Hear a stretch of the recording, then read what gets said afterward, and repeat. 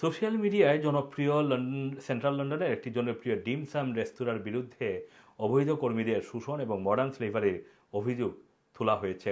এই রেস্টুরেন্টের কর্মীরা দাবি করছেন যে তারা শুধুমাত্র খাবারের জন্য কাজ করছেন, তাদেরকে খাবার ছাড়া দৈনিক কোনো পারিশ্রমিক দেওয়া হয় না। গত 18 ডিসেম্বর অভিযান চালিয়ে ফেই কটেজ নামের এই রেস্টুরেন্ট হোম অফিস কর্তৃক জারি করা £1,80,000 জরিমানাও পরিশোধ করতে ব্যর্থ হয়েছে।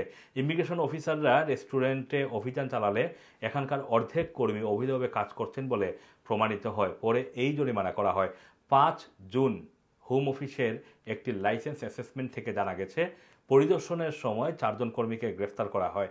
এদের মধ্যে চীন থেকে 2 পুরুষ এবং 1 জন নারী এবং নেপাল থেকে 1 জন পুরুষ ছিলেন। এই ভেন্যুটি 30 বছরেরও বেশি সময় ধরে ওয়েস্টমিনিস্টারের প্রাণকেন্দ্রে ব্যবসা করে আসছে, কিন্তু সম্প্রতি রেস্তোরাঁর বস পল কিউ আঙ্কেল পল নামে সোশ্যাল মিডিয়ায় ভেন্যুটির প্রচার করছেন, ফলে এর জনপ্রিয়তাও বৃদ্ধি পেয়েছে।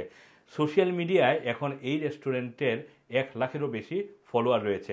হোম অফিসের একজন মুখপাত্র লাইসেন্সিং কমিটিকে জানিয়েছেন, অবৈধভাবে কাজ করার সুযোগ করে দেওয়া ইলিগ্যাল মাইগ্রেশনের মূল চালিকা শক্তি। এতে মানুষ যুক্তরাজ্যের অভিবাসনের যে আইন সেটা ভঙ্গ করতে উৎসাহিত হয় এবং অভিবাসীদের শোষণের শিকার হয়।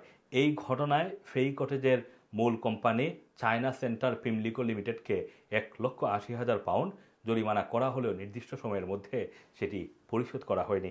এখন এই জরিমানা একটি ঋণ আদায়কারী সংস্থার কাছে হস্তান্তর করা হয়েছে এবং এই ঘটনায় রেস্তোরাঁটির অ্যালকোহলের যে লাইসেন্স সেটা বিক্রি করা এবং গান বাজনার জন্য সেখানকার যে মিউজিক্যাল যে লাইসেন্স ছিল সেটা হারাতে হতে পারে। ওয়েস্টমিনিস্টার কাউন্সিল জানিয়েছে যে তারা আগামী সপ্তাহে তাদের সিদ্ধান্তগুলো প্রকাশ করবে। আসম মাসুম, রানার টিভি, লন্ডন।